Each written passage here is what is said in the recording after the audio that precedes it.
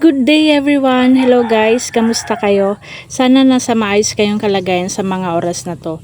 And for today's video, ito pala si Pink Siam Aurora.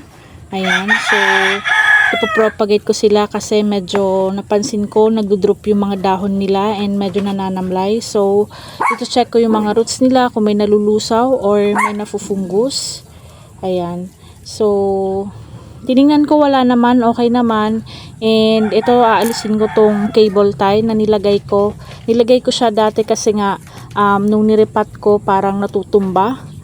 Hindi sila nag-i-stable kaya ayan nilagyan ko sila ng cable tie. So ayan, kaya ko naisip silang i-propagate kasi kapag nagma-mature na talaga yung mga aglonema is minsan nagiging tumatamlay and nagiging leggy, parang pumapangit.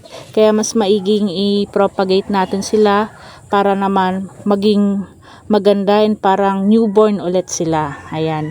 So, chine-check ko yung mga roots nila. Pinipisil-pisil ko and chine-check ko. Wala naman nalulusaw.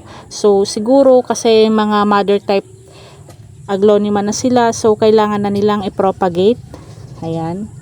So, eto, pinutol ko na yung isa and naripat ko na yung isa. Ang ginamit ko lang dyan guys, rice hull and loam soil. Ayan. So, ayan, okay na siya. So, i-update ko naman kayo guys, mga after siguro 1 month. Ayan. And ito yung isa, loam soil and rice hull din. So, ayan, antay na lang natin maging stable sila. Kasi mga 1 month to 2 months, okay na sila and mas mag-thrive sila kasi nga hindi na sila nag-aagawan ng nutrients. Ayan. So, balikan natin sila after 1 month.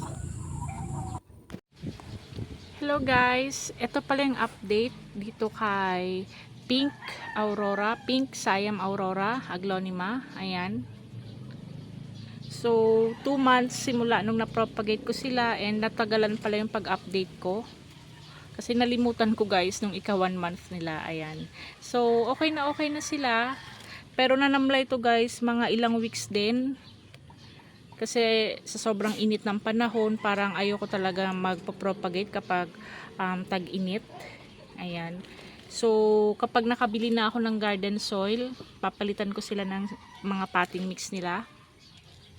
Lahat sila papalitan ko actually para yung iba wala ng nutrients sigurong nakukuha sa potting mix nila, so para mas lumusog. Pero ngayon hindi ko muna gagawin kasi nga sobrang init pa ng panahon, ayoko mag-propagate and ayoko mag-repot kasi umaabot guys ng 45 degrees yung heat index dito sa lugar namin. Ayan. So ito lang, in-update ko lang kayo guys and magpapasalamat ako sa aking mga new subscriber. Maraming salamat. And yung hindi pa po nakapag-subscribe, please subscribe, like, comment, and share po kung nagustuhan nyo tong video na to. Ayan. Sana nagustuhan nyo and thank you for watching. See you on my next vlog. Ingat kayo lagi. Bye-bye!